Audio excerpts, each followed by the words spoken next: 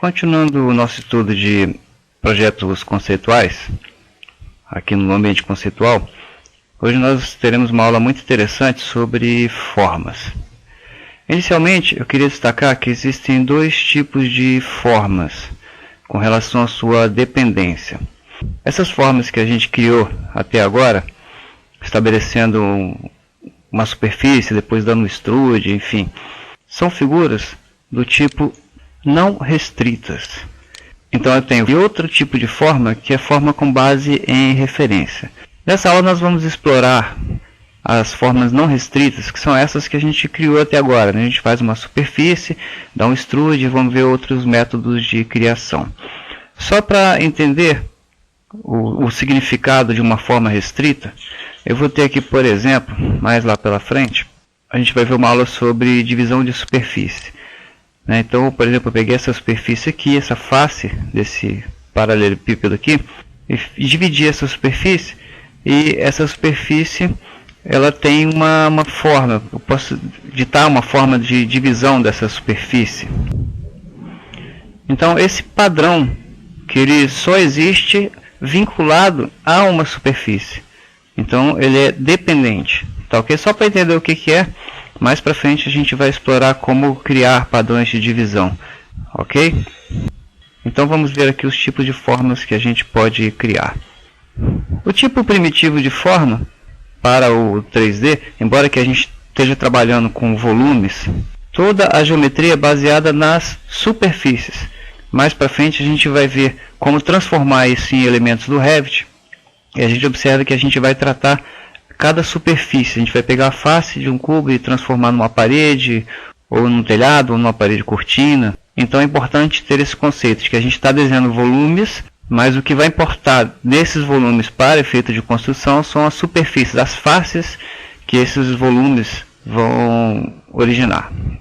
Então o primeiro tipo de forma mais elementar seria uma face, uma casca. Repare que quando eu estou aqui, vamos voltar aqui um pouquinho, quando eu vou no menu criar e seleciono aqui linha, repare que vai acender também aqui a opção modelo, que é o padrão, tá, ok? Para formas não restritas. Quando eu for criar formas restritas, eu terei que clicar aqui, ó, em referência, tá, ok? E aí os comandos são os mesmos, só que o tipo de entidade criada vai ser um pouco diferente. Beleza? Só vou deixar esse conceito no ar um pouquinho para vocês perceberem que há uma diferença na criação das formas. Então a primeira forma elementar seria uma face, uma casca. Quando eu me baseio numa linha, lembrando que é muito importante estabelecer o plano de trabalho. Aqui estou no plano do nível 1. Se eu pegar essa linha, selecionar e pedir para criar uma forma, ele vai criar um plano perpendicular ao plano de trabalho.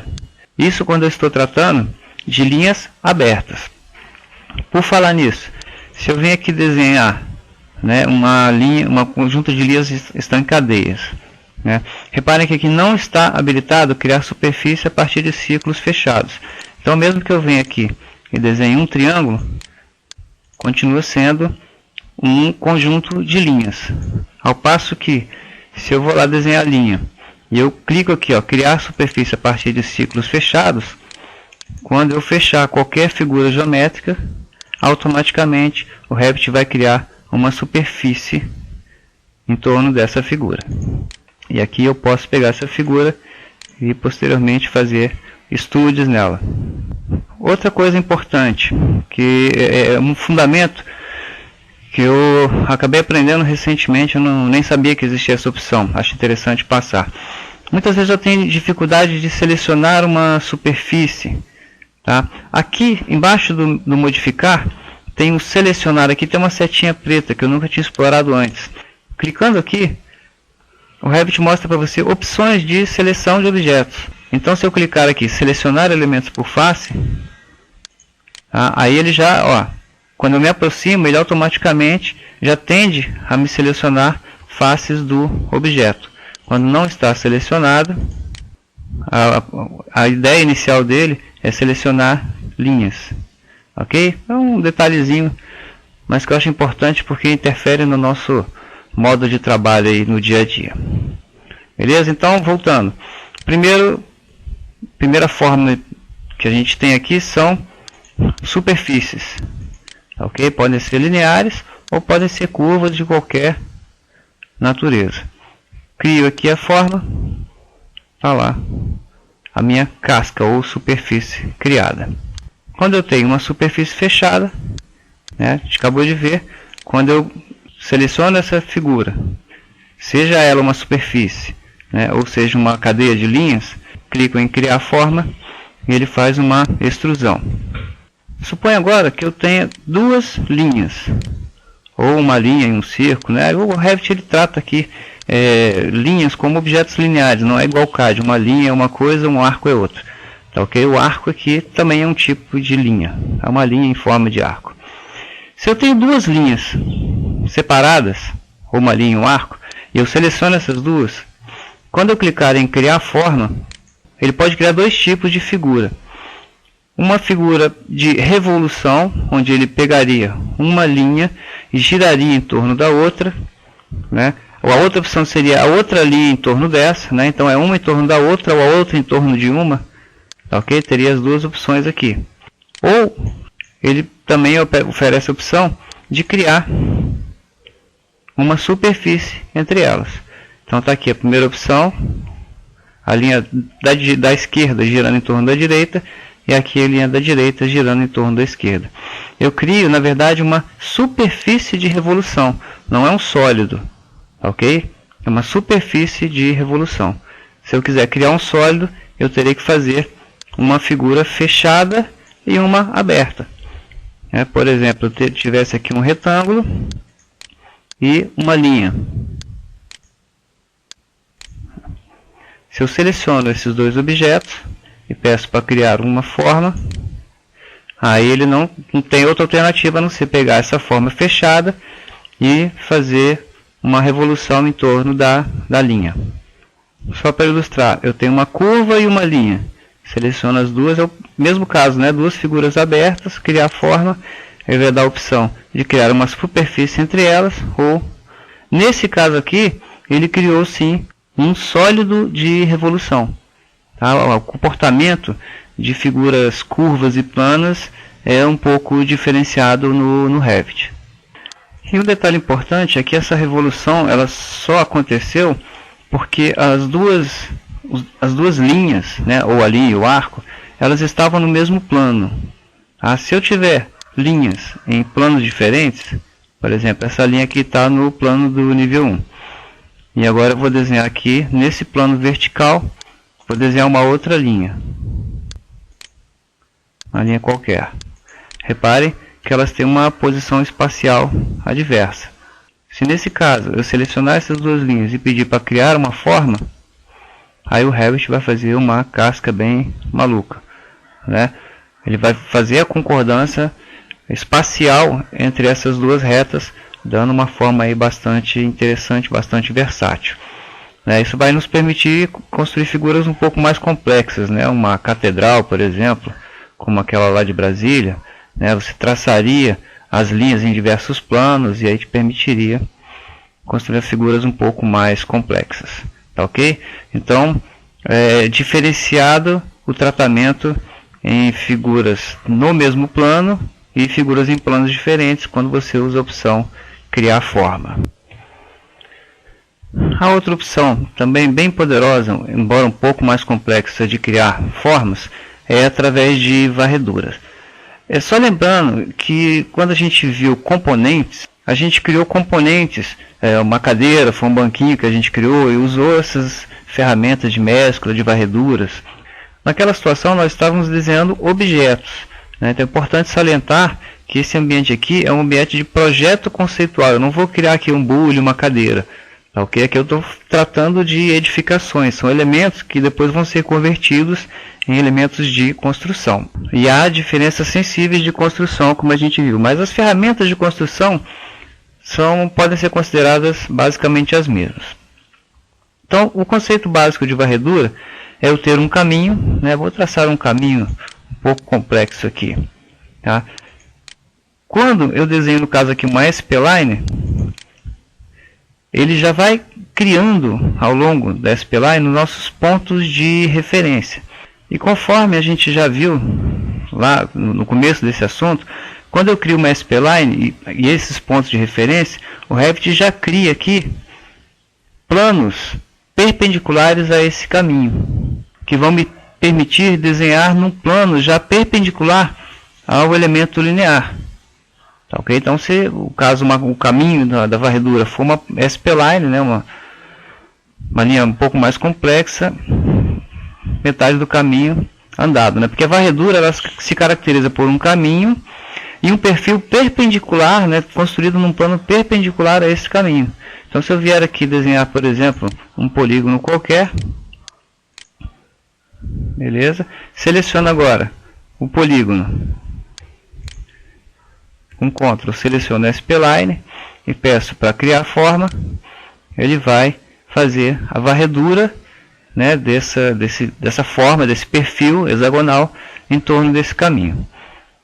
Só que a spline a gente já sabe que é uma coisa um pouco não precisa, vamos dizer assim. Eu não tenho ferramentas de criação muito precisas, né? Eu teria que criar vários planos de referência, etc.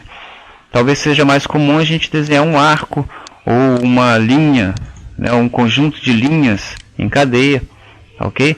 Nesse caso, eu não tenho os planos perpendiculares, certo?